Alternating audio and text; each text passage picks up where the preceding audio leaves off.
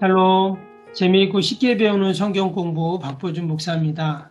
우리가 요즘에 유튜브를 많이 보시잖아요.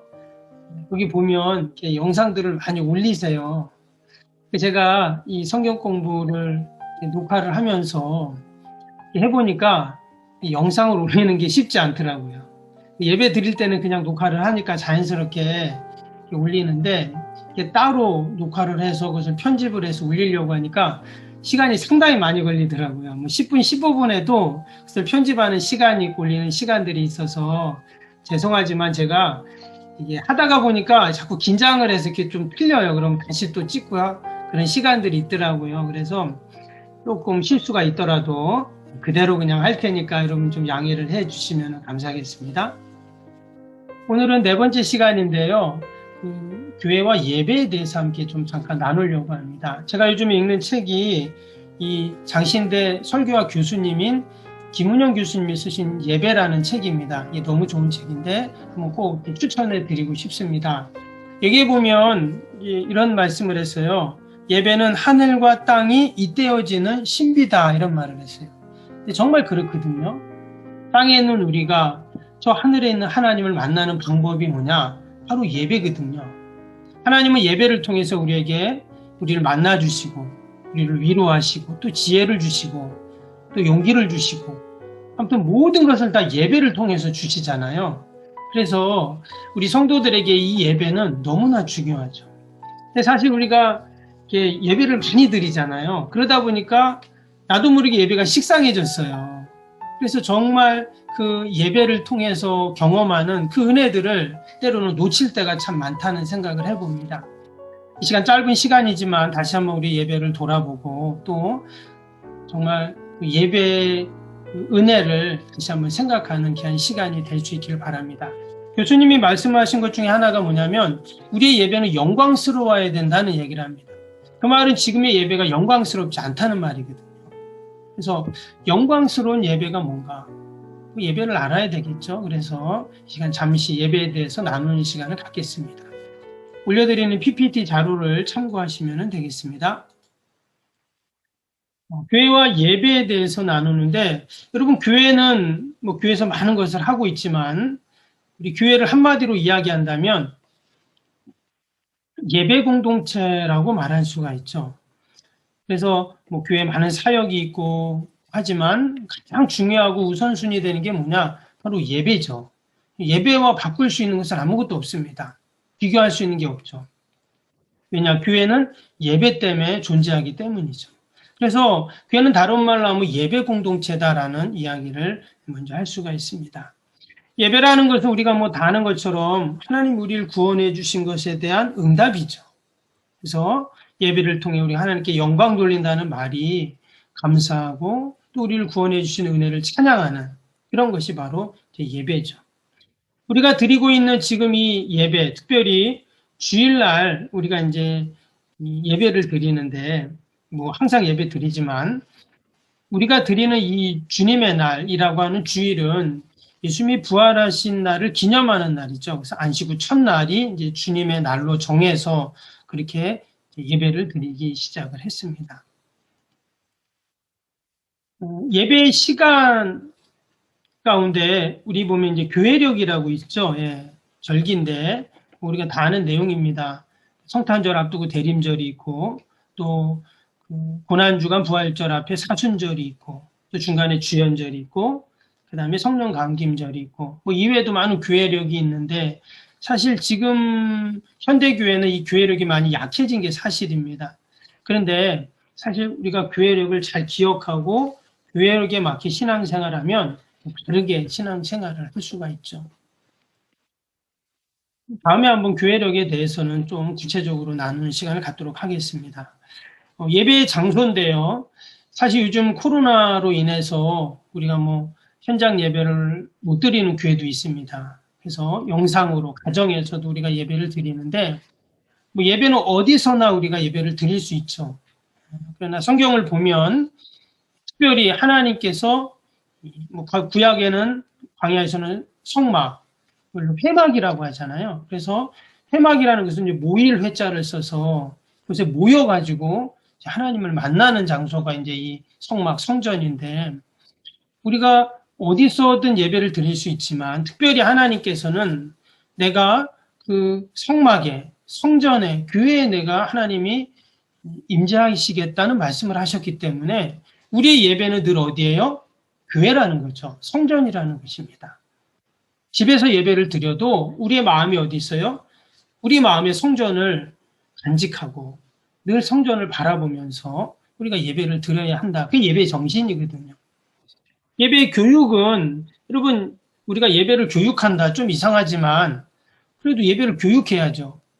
우리 아이들이 예배를 모릅니다. 우리 초신자들은 예배를 몰라요. 그래서 우리가 늘 예배를 배우고 예배를 교육해야 된다라는 것입니다. 예배의 기본 요소를 보면은요, 이제 여기 보면 말씀 예전이라고 있는데 우리가 그 예배를 드릴 때 지금의 우리의 예배는 말씀 예전이죠. 그래서 그 보면 기도 가운데도 목회 기도, 설교 전기도, 설교 후기도, 뭐 또 공중 기도. 대개 이제 공중 기도는 누가 합니까? 장로님들, 또 권사님들, 집사님들이 예배 그 중간에 공중 기도를 또 드리게 되는데, 그래서 이제 기도의 순서가 있죠. 그 다음에 또 이제 말씀의 순서가 있어요. 말씀을 전하고 듣고 하는 말씀의 순서가 있죠. 또 찬양하는 시간이 있죠. 그래서 시와 찬미와 찬양을 통해 하나님께 영광을 돌리는 이런 말씀 예전이 있습니다. 그 다음에 또 하나는 이제 성례전이 있는데요. 성례전이라는 것은 이제 세례 성례전과 또 성찬 성례전이 있습니다. 이제 세례를 보면 우리가 예수님 믿고 우리가 세례를 받는데 세례를 통해 내가 하나님의 자녀가 되었다. 또 세상과는 이제 죽었다. 내가 하나님의 자녀로 다시 태어났다. 또 나의 죄가 씻어졌다. 뭐 이런 여러 가지 의미가 있잖아요. 그래서 나에게 또 공동체 앞에서 또 하나님께 증거가 되는 것이 이제 이 세례인데 예수님도 세례를 받으셨죠. 그래서 이 세례는 이미 그 교회가 있기 전부터 오랜 전통 가운데 이 세례가 이제 있었습니다. 그래서 성례 예전 가운데 이 세례식이 아주 중요하죠. 세례 성례전이요. 또 예수님이 친히 세우신 그러한 예전이죠. 그 다음에 이제 성찬 성례전이 있는데요. 이것은 그 주님이 마지막 최후의 만찬 때 제자들과 함께 식사하시면서 이 성찬 성례전을 얘기하셨죠. 그래서 그 주님의 살과 피를 생각하면서 그것을 나를 기념하라. 그래서 이제 성찬 예전이 있습니다. 봉헌은 뭐냐면 우리가 하나님 앞에 감사의 표시죠. 그래서 하나님 앞에 지금 우리가 이제 예물을 드리는데 예전에 예물뿐만 아니라 물질뿐만 아니라 드릴 수 있는 모든 것을 드렸습니다. 이제 지금 우리가 이제 물질을 드리지만 그래서 봉헌을 통해서 하나님께 받은 은혜를 감사하는 표시가 바로 이 봉헌이다라는 것이죠. 신령과 진정이 표현되는 질서식. 그래서 예배는 여러분 우리가 그냥 예배를 드리지만 사실 예배 순서가 있잖아요. 근데 그 순서가 어떤 분들은 이제 교회마다 조금씩 달라요. 그래서 왜 이렇게 하냐 저렇게 하냐 이렇게 얘기하는 분도 계세요. 근데 지금 우리가 드리고 있는 예배의 순서는요. 어느 날 갑자기 이렇게 생긴 게 아닙니다. 그리고 이 순서가 또 이렇게 보면 항상 정해져 있잖아요. 그래서 오랜 교회 전통 가운데 지금의 예배 순서들이 만들어졌습니다. 그리고 이제 그 순서도 그냥 순서가 아니라 또 이 이유가 있어요. 그래서 이 보면 하나님께 나아가는 인내가 있죠. 그 다음에 찬송, 고백, 기도, 말씀, 또 감사와 응답, 또 결단, 또 위탁의 말씀, 또 축도 이런 내용들이 여기에 다 나오죠. 그래서 그 예배 순서를 보면 이게 그냥 나온 순서가 아니라 잘 보면은요. 하나님께서 우리에게 이제 은혜를 주시면 또 우리가 하나님께 화답하는 그래서 예배는 주시고 또 내가 올려드리고 주시고 이게 순서가 계속 반복이 됩니다. 그래서 내가 하나님께 나아가서 찬양과 고백을 올려드리고 또 하나님께서 말씀을 주시고 또 감사하셔서 내가 하나님께 또 예물을 드리고 또 하나님께서 또 축복을 주시고 이런 내용 순서가 계속 이제 반복이 되는 게 바로 예배입니다. 예배의 부류를 보면은요, 찬양, 말씀, 감사, 기도, 이렇게 여러 가지 또 내용을 구분할 수도 있는데, 우리가 지금 예배를 드리는 것을 보면 주일 예배, 찬양 예배, 수요 기도회, 수요 예배, 또는 새벽 기도회, 교회학교 예배, 또 구역 예배, 구역 기도회, 가정 예배, 가정 기도, 개인 기도, 여러 가지 특별 집회 많이 있잖아요. 근데 이 모든 것들이 다 예배와 관련됐다라고 생각하시면 됩니다. 또 교회 예배 가운데 우리가 예식이라고 하는 그런 또 명칭이 있는데요. 임직 예식, 또 봉헌 예식, 결혼 예식, 장례 예식 이렇게 또 구분을 할 수도 있습니다. 목회적인 측면에서는 이 예배와 선교가 또 연결이 되죠.